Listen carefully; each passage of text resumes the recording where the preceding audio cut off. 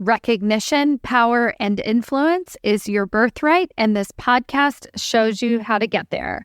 Welcome to episode number 205.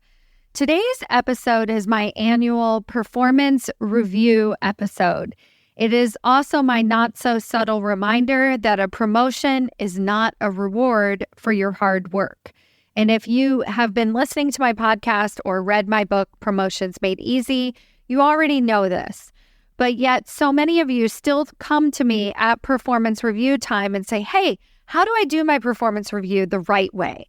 And so in today's episode, I am showing you some tips of what you can put into your self-evaluation, how you can receive feedback on your performance review, but also really reminding you of the work that you need to put into place all year round to set yourself up for your next promotion. And these promotions can happen at performance review time, but they can also happen the other 364 days out of the year.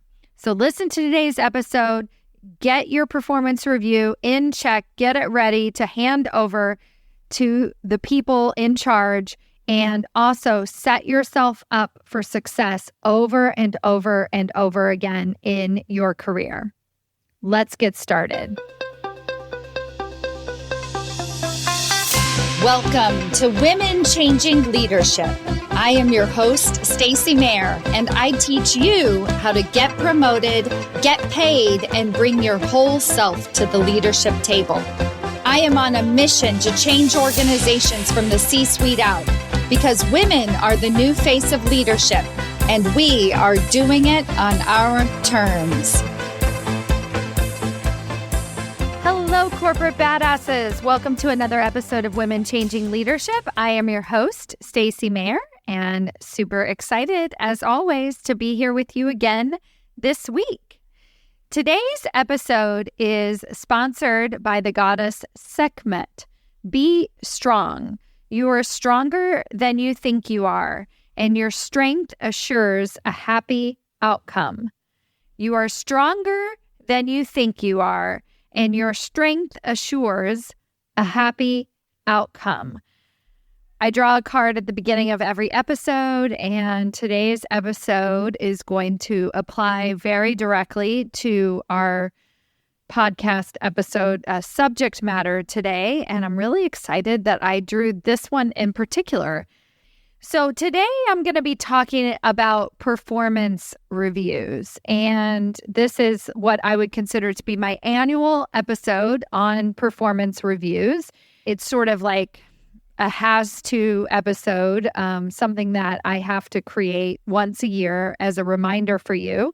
But I also am noticing some growth in my clients. And if you've been listening to my podcast, whether you've been listening for 3 weeks or 3 years, there is one thing that you will hear me say over and over and over again, which is that a promotion is not a reward for your hard work.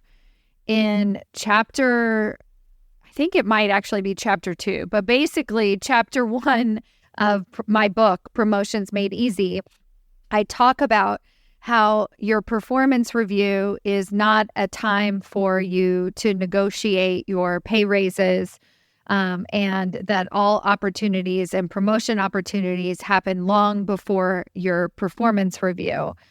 I also talk about how promotions happen outside of your performance review, and that most promotions don't actually happen as part of your performance review, and why and how that matters. But the thing that I love the most about the work that I've been doing and how many women have read my book, have gone through my trainings like executive ahead of time, the women who are in the leadership table, which right now, I think 3/4 of the women who are in that group right now, this is my executive coaching mastermind. It's just an absolutely incredible program. And if you're at all interested in being surrounded by corporate badasses who are doing really amazing things and challenging themselves to take bigger and bigger leaps into higher levels of leadership, then I encourage you to join.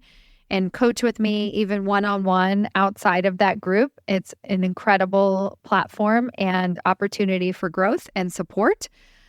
Inside that program, these women, I was saying 3/4 of them have been working with me for over 2 years. And it's just really incredible that I no longer need to coach on the fact that promotion opportunities happen outside of performance review time. So today's episode is not going to be about how to negotiate your raise or your promotion because your performance reviews are going to come up.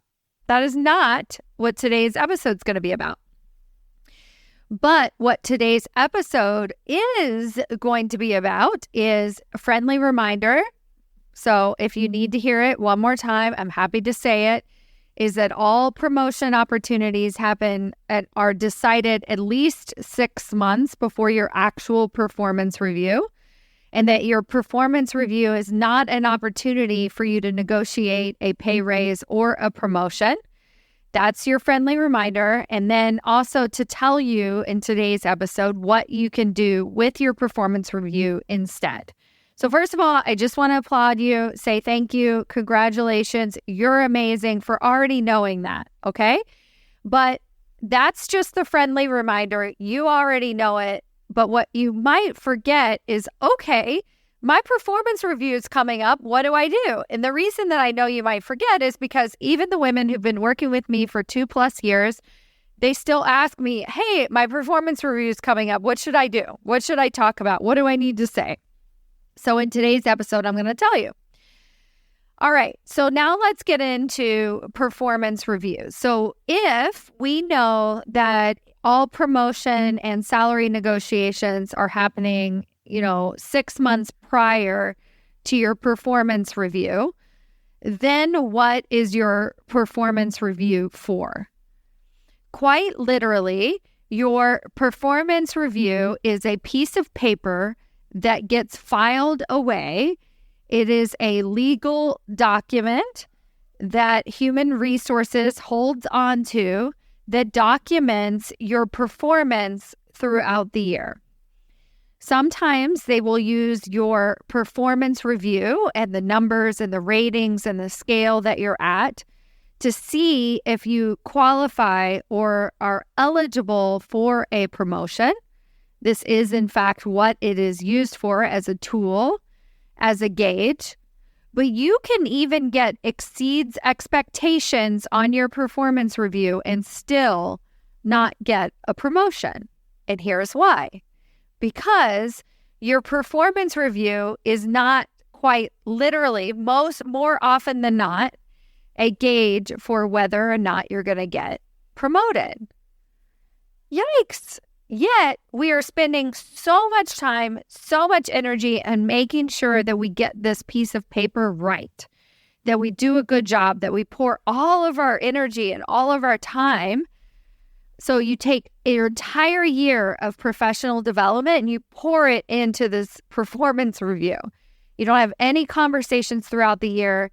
You wait until you procrastinate. You wait until 2 weeks before. Then you cram and you figure out the document and then you submit it. Like as if getting an A+ on this document is what's going to equal your next promotion or a pay increase, right? So we treat our performance review like school. But guess what? The corporate world isn't like school, except for the fact that it feels like it all the time because you feel like you're being judged. You feel like you have to get good grades, right? But unfortunately, you aren't rewarded in the same ways that you're rewarded in school, quite literally for your grades, right? You don't get rewarded in that same way, yet our mind thinks that it's the same, right? That's why we think a promotion is a reward for our hard work. So we think if we get an A in a class, then that means that we get an A, right? That means we graduate. But it doesn't. It doesn't mean that at all. In fact, it means just the opposite, because the more that we keep getting A's, the less likely we are to get promoted, right? I'm not saying you shouldn't be good at your work. You're going to be very good at your work. You're going to be very good at your job.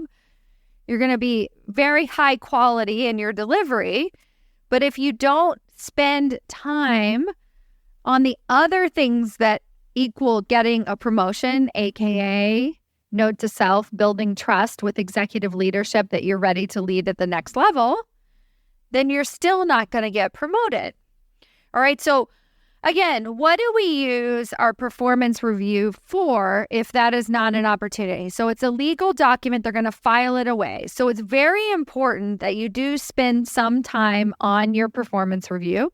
It's really important that you make sure that you get it laid out correctly. And I'm going to give you some tips and tricks to put into your performance review, some things that you can kind of spice it up a little bit, figure out what else you can add to your performance review, especially your self-evaluation, right? I'm not telling you what you should tell your boss to put into it because that's just what they're going to do. And then I'll also tell you some ways that you can handle the feedback that you receive as part of your performance review.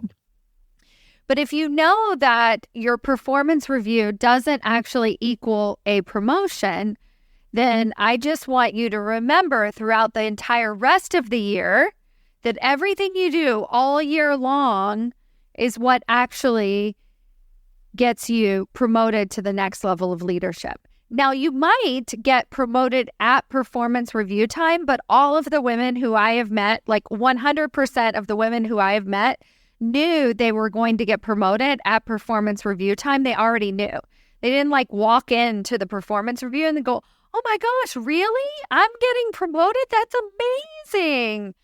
No, you knew about it already. And then they would say, wait until your performance review. Then your performance review came out and then you got your promotion, but you already expected it because the announcement was made 3 weeks ago, right? Like hands down, that's what happens. All right, so you have to fill out this document knowing that it's not going to be your criteria for promotion, but yet it's a very important document for human resources to file away, and we still want to get exceeds expectations on this document, right? And so, there's just a few things that I coach my clients on depending on the format of your performance review and making sure that it's because, your self-evaluation is always different and the metrics are different on every single performance review. But some things just to keep in mind is making sure that you're, in addition to your metrics and quantifying goals that you met throughout the year, it's really important to also include leadership attributes, right?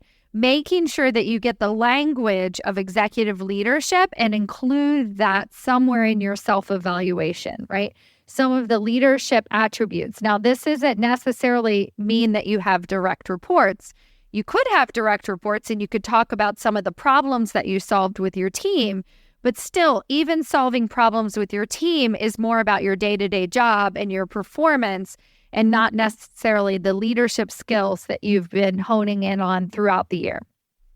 And if you're not sure what those leadership attributes are, you can go and look at the company core values, right? Look at some kind of documentation that your organization has that talks about what they value in executive leadership and tie that into some of the skills that you've been developing and working on throughout the year. So this is a really important reminder. You can also talk about some of the development that you've been doing for yourself, like your skill development, what you've been working on. But even in that category, I think sometimes what we rely on is like technical skills, technical qualifications that we've had throughout the year. But I also want you to talk about your own thought leadership. Like, what were you able to accomplish from that perspective? Like really kind of thinking about your industry, thinking about its impact on the greater world, thinking about and then also publicly talking about. So either or, right? Or both, where you've been able to express yourself in a more outward way. And I think a lot of people look over this thought leadership thing because they think that it's personal. And they'll say, well, I spoke on that panel, but that was really just for me. No, it is for everybody. Everybody wins. Every public outing, a public speaking engagement, whether it's a panel or you became a mentor to 3 individuals at your organization, this is you taking your leadership by the reins, right? Like taking your own path towards executive leadership. So this should also go into your performance review. And the other thing that people tend to forget is to reiterate the obstacles that you had from the last performance review. So what were those goals? And then how did you not only meet those goals, but how did you exceed expectations on those goals? And then if some of those goals weren't met, why? What were some of the obstacles? And then how are you going to continue to engage with those goals going forward? Like being willing to really hold yourself accountable for what you did accomplish, like what you set out to accomplish last year. I think I'll read performance reviews all the time and I'm like, well, what was your goal last year? And like, oh, well, it's kind of implied in here. No, like don't imply it. Specifically state something that you were supposed to work on last year and how you worked on that by Q1. Make sure that that's included in your performance review. Now, caveat, if you are interested in working with me one-on-one, this is something that I do. I said people send me their performance reviews all the time. I love editing performance reviews. And right now, I have a super awesome way to work with me one-on-one where we can take out 2023 and bring in 2024. So if you start coaching with me one-on-one right now, you can get your performance review if that's something that's happening for you right now, or you can get your goals set up for 2024. So we get to do both. This is the perfect opportunity. Don't wait for the new year. Get your goals going right now. So again, go to stacymayer.com/apply. As part of any one-on-one coaching program, I let you send me documents like your performance review, your resume, your LinkedIn profile, and I give you very direct feedback on what is the story that you're telling, and are you telling the story of executive leadership? stacymayer.com/apply, and let's talk about working together. All right. So the last thing that I wanted to share with you about your performance review is as you begin to set goals for next year, as you begin to put on there what you want to work on in the next year, make sure that you are couching that goal in visionary language. Basically, why are you working on this goal? What is the long-term vision for your group, for your team, for your leadership? What is the long-term vision for your organization? And how does your specific goal tie into that larger vision? This is really important because you have this opportunity in writing to get your thoughts together, to really think it through, and to do everything that I teach about showing your work, really speaking to the vision, making sure that the work that you do matters and that everybody else around you knows why and how it matters. So when you're talking about your future goals, don't just automatically go back to your work product and say, I want to work on this, this, and this next year. Make sure that whatever this, and this that you're going to work on next year ties into the greater organization. And really look at what matters to the organization. So all of this is about your self-assessment and how you can complete that and get that sent off in a timely fashion.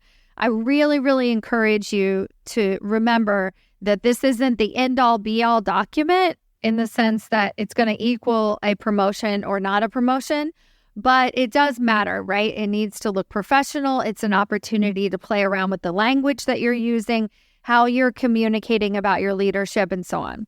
Now, I'm going to fast forward to the actual delivery of the performance review. So again, if a promotion opportunity is not what you're going to be talking about in your performance review, then what, right? How do we take this feedback?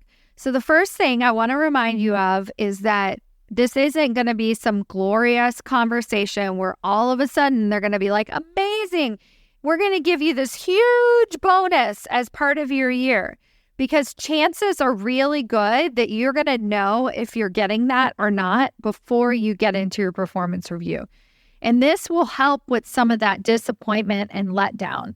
So basically, if you don't think that you're getting a huge promotion or a huge pay raise above average, then go into the conversation incredibly neutral, not really expecting anything, right? And I think that's really important because otherwise our disappointment shows and we get a little grumpy and we start to shut down.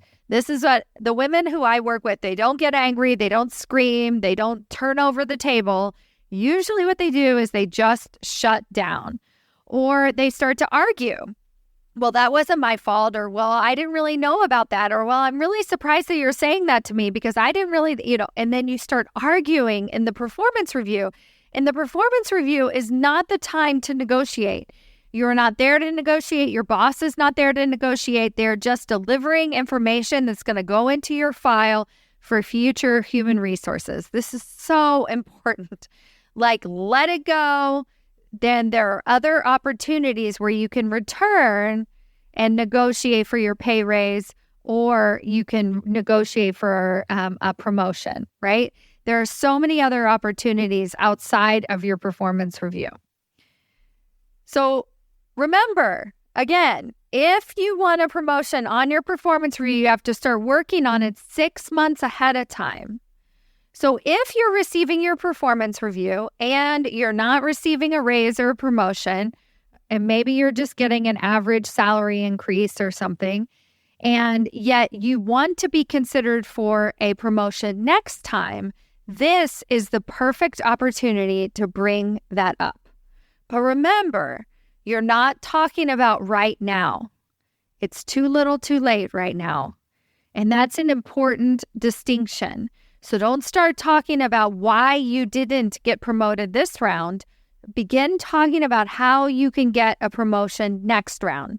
Now, you can say something like, I'm disappointed, or I wish that I had more information so that I could have gotten promoted to senior director, or I just want to make sure that this doesn't happen again. You can say words like that and talk about your commitment to doing the work necessary to become a senior director next time.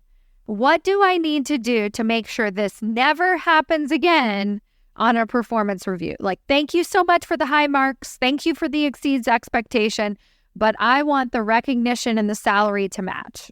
And I am committed to doing that for next time. And when you can stay engaged and be strong, like the sponsor for today's episode, when you can be that strength and you can say, hey, next time I want to make sure that I am promoted, then you can have a really real conversation about what you need to do differently over the next 6 months to set yourself up for a promotion. As opposed to, why did it not happen now? Those are two very different conversations. It'll get your boss very defensive. They might start making up stuff so that you feel bad about yourself and tell you all the reasons why you didn't get promoted. Now, you say, hey, I want to make sure I'm set up for promotion in the future. Everybody's a little bit lighter, and then you make something happen for next time, right? Now, you can say something like, is this negotiable? Is there still room for improvement? Like, is there anything else I could show you? Something like that. But for the most part, the decisions have already been made. So you're really looking ahead to the future, and you're thinking about, what do I need to do for next time? And you're making decisions accordingly, right? So I think that's really, really important. And it's also going to remind you to stay curious. So I don't want you to walk away from your performance review with any questions whatsoever. I want you to have real, concrete answers. So if they're like, I think you need more visibility with leadership, then you say, what does that mean exactly? And then they'll say, well, none of the senior executives know who you are. Well, are there any opportunities for me to get in front of the senior executives? Well, you have to start scheduling meetings. Okay, well, would you be willing to make the initial introductions for me, right? Like, really map out how you are going to have success in your role to set you up for next time. And even if they're asking for technical deliverables and so on, and you're like, well, obviously I hit all of my marks last time and I didn't get promoted, so I don't really believe you that if I do my work well, that I'll get promoted next time because I listened to Stacy's podcast and she says that doesn't work. Still ask really good questions, stay engaged, and then get coaching from me or somebody, or listen to this podcast, or decide for yourself what you think it's going to take to actually get promoted next time, right? If they're not giving you concrete feedback. And you can start scheduling your 15-minute ally meetings. There are so many things that you can learn from those 15-minute ally meetings about how people make the transition from the role that you're currently in to the next role. Now, if you have a boss that is really berating and often says a lot of negative feedback, most of my clients don't get below average performance reviews. Usually that's something wrong with their performance. Most of my clients have pretty decent performance. But what you might be carrying with you is a lingering feeling that they don't respect you, that they're not doing enough for you, that you should have been promoted this round, right? And so you can start to get very defensive, start not apologizing, but just like get very like negative about their feedback, like not really being a good team player. And I think this matters because what I would rather see from you is, let's say that you do have a very negative boss. You don't really feel like anything that you could say in this performance review is going to make any difference. You definitely don't want to talk about what it's going to take to get to the next level. Then I want you to be strong, just like the sponsor of today's episode, and to listen, ask clarifying questions, and get out, right? Be strong, listen, ask clarifying questions, and get out. You do not need to apologize for behavior that you don't think that needs to be apologized for, but you also don't need to argue it in the room.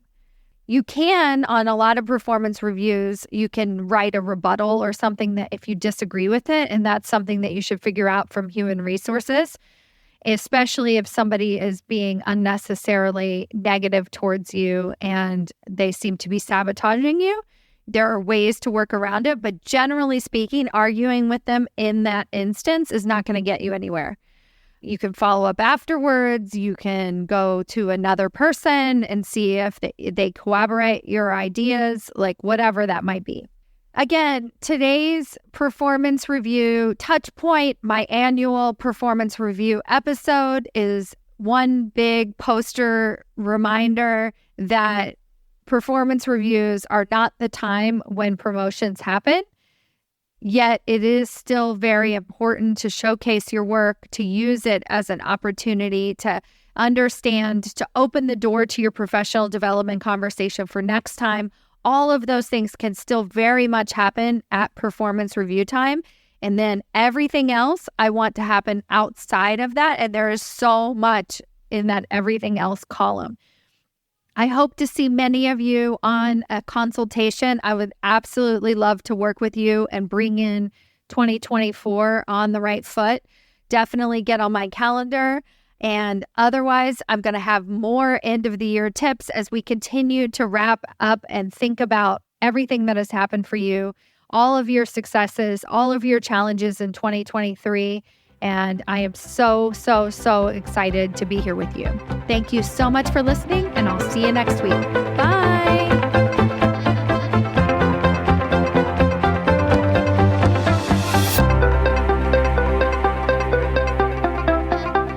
Before you go, I have a question for you. Do you know how close you are to your next promotion? Really?